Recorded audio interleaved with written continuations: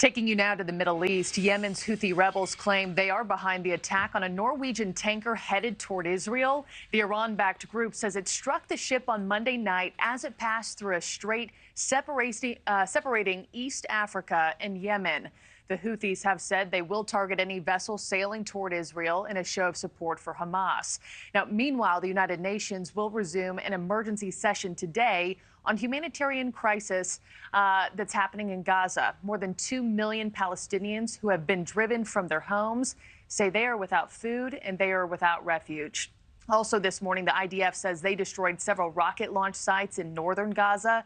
They also raided a Hamas weapons factory, reportedly finding about 250 rockets, shells, and rocket-propelled grenades. Robert Sherman is live in Tel Aviv with the latest this morning. Robert. Good morning to you, Markie. The IDF saying that they've been seeing intense fighting taking place in all parts of the Gaza Strip. Looking first at the north, especially in the Jabalia area.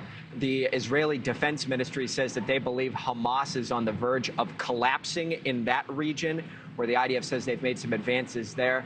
The southern front, though, that campaign is much more so in its infancy. But still, the Israelis saying that they've seen 500 Hamas terrorists surrendering to the Israelis within the last month. Take a listen to this.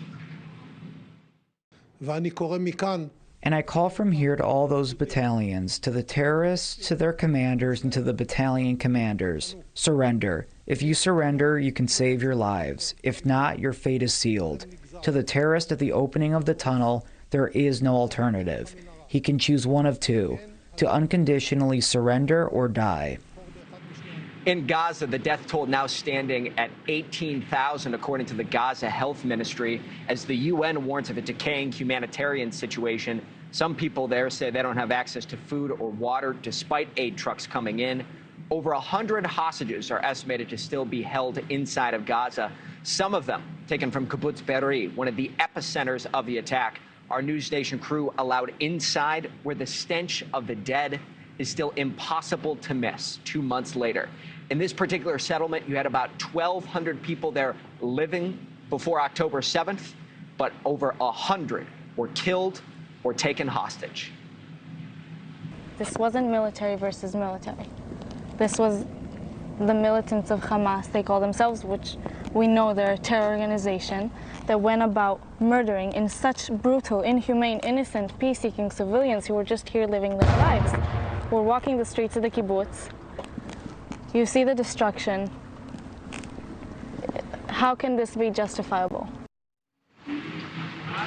You hear the sound of artillery in that interview there. That's the everyday reality people in southern Israel are dealing with. So many of those communities in the south still reeling from that October 7th attack. But this is what the IDF told us, is that they're getting requests from people to move back in, to rebuild. Some want to wait still a couple of months. Others want to get back in as soon as possible and start rebuilding their lives. Adrienne? All right, Robert, we appreciate your reporting and glad you're still safe there. You've been there for weeks, and we appreciate it. Thank you for watching. Go to newsnationnow.com to find NewsNation on your television provider. And don't forget to click the red subscribe button below to get more of NewsNation's fact-driven, unbiased coverage.